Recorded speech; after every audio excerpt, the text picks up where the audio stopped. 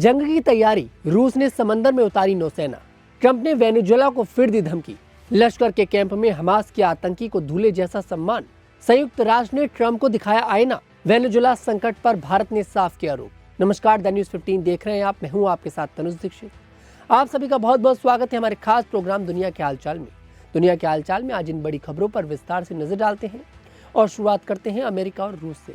America और रूस के बीच अटलांटिक समुद्र में एक तेल टैंकर को लेकर तनाव बढ़ रहा है। यह टैंकर पहले बेला एक नाम से जाना जाता था, अब इसका नाम मरी नेरा है। यह जहाज खाली है, लेकिन पहले वेनेजुएला और ईरान का तेल ढोता था। अमेरिका इसे पकड़ना चाहता है क्योंकि यह अमेरिकी नियम तोड़ रहा था।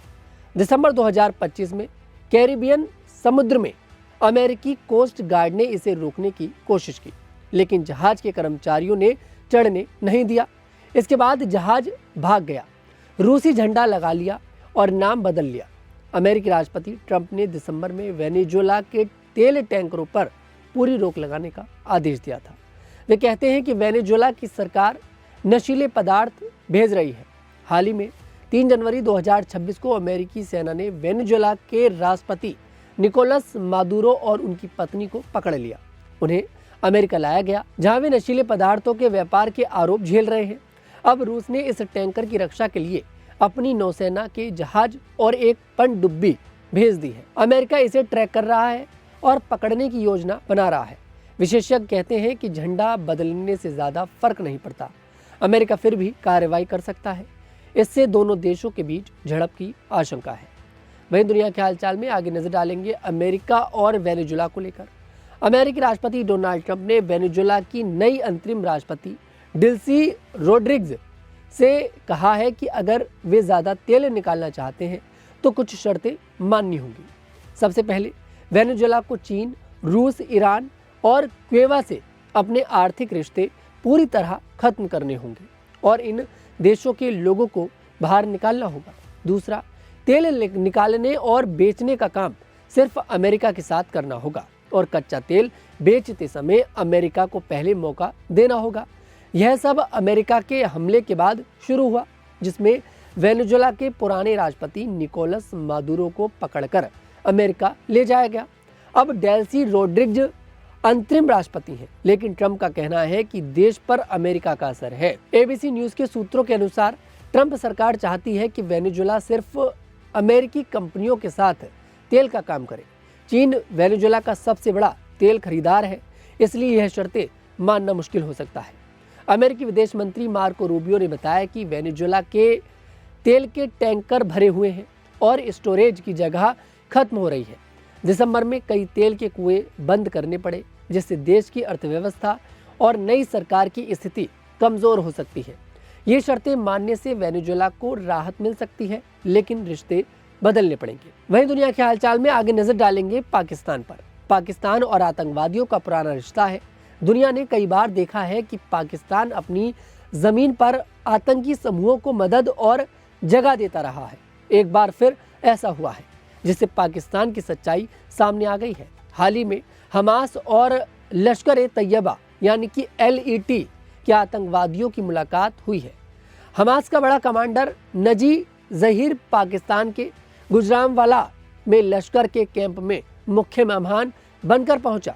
वहां पाकिस्तानी मार्कजी मुस्लिम लीग यानी कि PMML के कार्यक्रम में लश्कर के कमांडर राशिद अली संधू के साथ एक ही मंच पर नजर आया। PMML को लश्कर का एक राजनीतिक हिस्सा माना जाता है। संधू इस संगठन में छुपकर काम करता है। यह मुलाकात दिखाती है कि हमास और लश्कर के बीच दोस्ती और सहयोग बढ़ रहा है। नजी जहीर वही हमास नेता है जिसने फरवरी 2025 में पाकिस्तान अधिकृत कश्मीर यानी POK का दौरा किया था। वहां उसने लश्कर और जैश-ए-मोहम्मद के कमांडरों के साथ मिलकर भारत के खिलाफ रैली की। यह दौरा पहलगाम हमले से सिर्फ कुछ हफ्ते पहले हुआ था। ऐसे संबंध आतंकवाद को और मजबूत बनाते हैं। दुनिया को पाकिस्तान की इस भूमिका पर ध्यान देना चाहिए। वहीं दुनिया के हालचाल में अगली खबर में बात करते हैं संयुक्त राष्ट्र के उस बयान की जिसकी हर तरफ चर्चा हो रही है। जब बड़े देश बातचीत की जगह ताकत का इस्तेमाल करने लगे तो संयुक्त राष्ट्र को चिंता होना स्वाभाविक है। हाल ही में अमेरिका ने 3 जनवरी को वेनेजुएला में सैन्य कार्रवाई की। इस दौरान राष्ट्रपति निकोलस मादुरो और उनकी पत्नी सीलिया फ्लोरेस को पकड़कर अमेरिका ले जाया गया। संयुक्त राष्ट्र के महासचिव एंटोनियो गुतेरेस ने इस पर गहरी चिंता जताई है। उन्होंने कहा है कि यह कार्रवाई क्षेत्र में तनाव बढ़ा सकती है और खतरनाक उदाहरण पेश करती है। सभी देशों को अंतर्राष्ट्रीय कानून और संयुक्त राष्ट्र चार्टर का पूरा सम्मान करना चाहिए। मानवाधिकार प्रमुख वोल्कर टर्क ने भी कहा कि कोई देश अपनी क्षेत्रीय या राजनीतिक मांगों के लिए ताकत का गलत इस्तेमाल नहीं कर सकता। यह अंतर्राष्ट्रीय कानून के बुनियादी नियम का उल्लंघन है। वेनेजुएला के लोगों को इलाज और मदद की जरूरत है। देश का भविष्य उसके लोगों को खुद तय करना चाहिए। इस कार्रवाई की दुनिया भर में आलोचना हो रही है। कई लोग इसे देश की संप्रभुता पर हमला बता रहे हैं। अब वेनेजुएला में उपराष्ट्रपति डेल्सी रोड्रिगेज कार्यवाहक राष्ट्रपति बनी है। स्थिति अभी तनावपूर्ण है। वहीं दुनिया के हालचाल में आगे नजर डालेंगे भारत और अमेरिका और वेनेजुएला पर, उनके संकट पर जो भारत का बयान आया है। भारत के विदेश मंत्री डॉक्टर एस जयशंकर ने लग्जमबर्ग में वेनेजुएला की मौजूदा स्थिति पर चिंता जताई। उन्होंने कहा कि हाल की घटनाओं में हम चिंतित हैं। अमेरिका की सैन्य कार्रवाई के बाद पैदा हुए संकट में सभी पक्षों से अपील की है कि वे वेनेजुएला के लोगों की भलाई और सुरक्षा को सबसे ऊपर रखें। जयशंकर ने यह बात लग्जमबर्ग दौरे के दौरान कही, जहां वे वहां के उप प्रधानमंत्री और विदेश मंत्री से मिले और दोनों देशों के रिश्तों पर चर्चा की।